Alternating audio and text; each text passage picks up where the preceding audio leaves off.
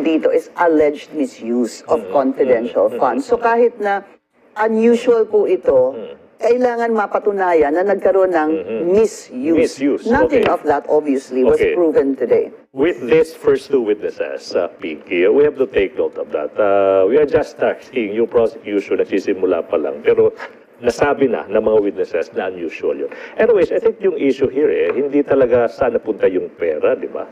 Siguro yung issue is, ba't hindi sinasagot ng Vice President yung tanong ng taong bayan na parang, di ba, may inila ang pera sa'yo, and then why are you silent when it comes to explaining as to paano nagamit yung pera, saka yung simple reason na, di ba, kasi pag binibigyan ka ng if a money is entrusted with public fund, di ba, siguro kahit tayo, di ba, kahit yung isang mere local employee, no, talagang obligado, di ba?